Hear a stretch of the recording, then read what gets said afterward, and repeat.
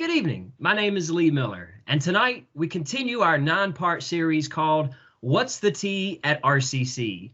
During this series, we will explore reasons why RCC is such a great choice for college, how to apply, how to pay for classes. We'll look at resources that RCC has to help you be successful. We'll also explore different career opportunities right here in Randolph County. Tonight, I'm joined by Rebecca Kingston, Director of Student Service Counseling. And we are going to look at what a student service counselor is and how they can help. Ms. Kingston, thank you so much for being here this evening. Thank you. Thanks so much for having me. Absolutely. So we'll just go ahead and dive right on in. So first of all, could you explain your role at RCC as a student service counselor and how long have you been at the college? Well, sure. I've been working in student services at RCC for the past 9 years. I grew up in this area. I graduated from Asheboro High School, and it's truly a joy to work with students coming in from the local school systems here, to see them progress through their time at RCC. And I'm so glad to have this opportunity to talk about what we do in the Office of Student Success. So my role is the Director of Student Success Counseling. Our office includes myself and 4 other counselors, and we're located in the Welcome Center at our main campus in Asheboro. And we provide a wide variety of services to new students coming in and current students as they're trying to move towards graduation. And so some of the things we provide are career services. We have free tutoring services for RCC students, disability services, and we also offer academic support. We help out with things like study skills, dealing with test anxiety and time management strategies. But one of our main roles and one of my favorite things to do is to help new students complete the admissions process and register for their first semester of classes.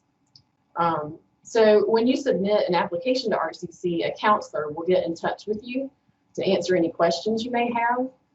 We're divided up by division, so depending on what major you put on your application, that tells us which counselor is going to contact you. So we send text messages, we call students, and we just make sure that you know how to get in touch with us. We'll help you understand what your next steps are for enrollment, how to choose a program of study if you're not sure of your major, and we'll register you for your first semester of classes. So, but during that process, we help acclimate students to the tools they need to be successful at RCC. So like setting up your student email account, for your Moodle account for online learning, the little things like how to get your student IDs, how to get your textbooks. We talk to students about who their faculty advisor will be. And we understand that making the transition from high school to college, it can be overwhelming. So we're just trying to make that a smoother transition, try to make it a positive experience. Because going to college is an exciting time, and we want to alleviate some of that stress that can go along with it.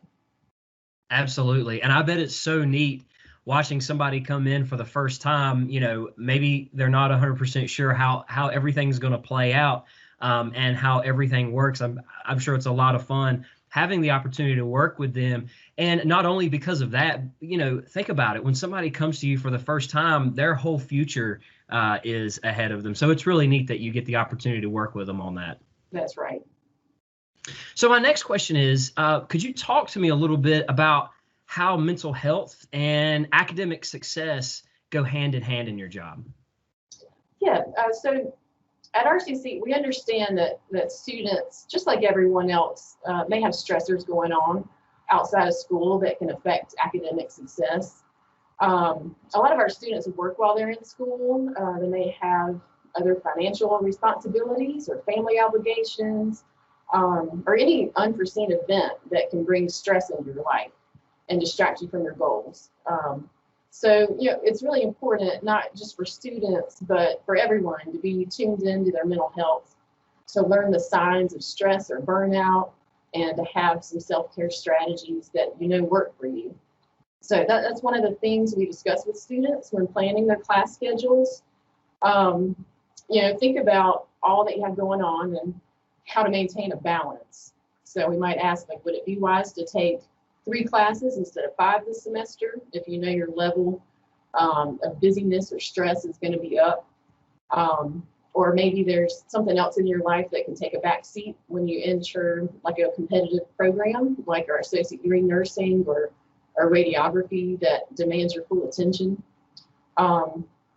We also talk to students about things like test anxiety, or if you've ever had like difficulty talking to your instructors, like in high school classes, it can be helpful to go ahead and talk about some strategies to alleviate some of that early in your college career.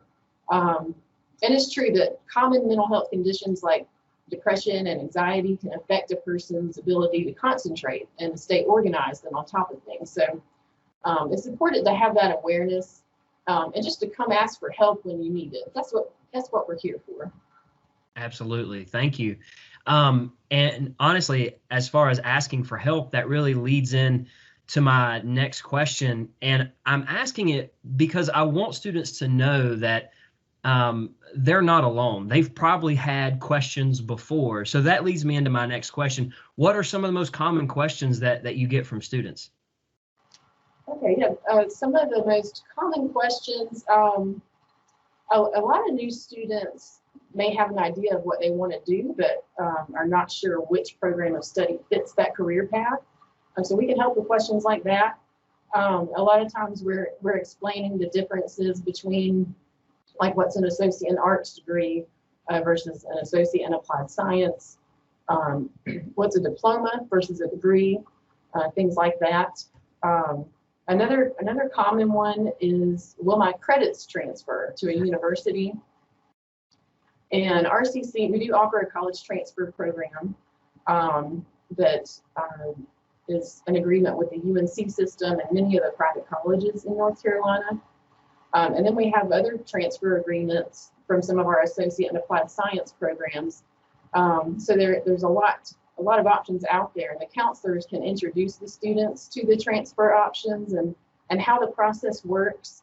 And then we have faculty advisors who work with students throughout their time at RCC to be sure they're on the correct pathway. So we get a lot of questions about that. And really most semesters, I actually have a few students come back and say, this class is harder than I thought it would be. How do I make sure I can do well? And that's good. I'm glad that they asked that. But one of the differences I think between high school and college is that in college, more responsibility falls on the student. So things like attendance, managing more homework and study time outside of class, and just taking the initiative to ask questions and request help from places like our writing center or the tutoring center when you need it. So yeah, I think the important takeaway is just don't be afraid to ask questions. So we don't expect students to automatically know where everything is or how everything works. So don't hesitate to ask. Absolutely. Thank you. Well, we've got just a couple minutes left. We could probably sit here and talk all day, but I do have a couple more questions left. So can you explain the student assistant program and how students can use that? Absolutely. Our student assistance program, or the SAP, it was newly implemented in the fall of 2020, and it's a partnership between RCC and McLaughlin Young Group, which they have a 24/7 call center and a network of providers for mental health, legal, and financial services. So it's a really great resource. If an RCC student calls their number, they'll be connected to a counselor. So it can serve as a crisis line or simply a way to get connected with services. You can get help over the phone or set up virtual or in-person appointments. And that would be with a licensed mental health provider who's local to you. So that's the really good thing about it. And it's up to 3 free counseling sessions. They have bilingual providers as well. And then the discounted legal services and financial questions there, and also an online portal. So it's pretty comprehensive. We're really excited about it. Another great thing about the SAP is that it's available not only for RCC students, but their permanent household members as well. And it's totally confidential. RCC staff, we don't know who accesses the SAP at any time, but we do get the numbers on how many people use it. So we're excited about it. It kind of provides a safety net for our students with the access to additional services. That's awesome. Thank you very much. Yeah. And my last question for you, I promise. No, seriously, thank you so much. So how is RCC Student Services connected to outside partnerships to support the entire student, both with academics and mental health, to really help bridge them to a successful future? Well, one thing RCC does really well as a whole is to build and maintain relationships with other organizations. When you visit a counselor in the Office of Student Success, it's not unusual to have a joint phone call to a transfer advisor at a university to help get your questions answered. Sometimes we just need to reach out and to get the information a student needs. Another example is our Disability Services Coordinator. She may facilitate conversations with a student's medical provider, or reach out to contacts in the community to help connect a student to assistive technology that can make a class more accessible.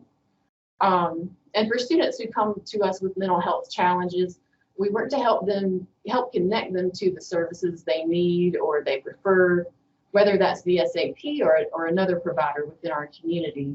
And one of the things we've done is we have a student resources guide on our webpage that contains a wide variety of agencies in and around Randolph County to help with anything you could think of: childcare, housing, food insecurity, all the things that kind of bring stability to students' lives so that they can excel in their education endeavors. So we just want every student to be able to succeed.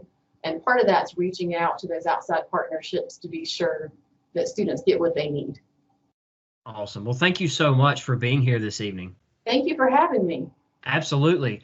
And thank you all for joining us tonight. We hope that this information was helpful for you. If it was, please leave us a like, subscribe to the channel, as we will continue to bring you helpful videos. Please remember to join us next time on Tuesday, April the 6th at 6:30 p.m. We'll be joined by Joey Trogdon as we discuss scholarships and grants.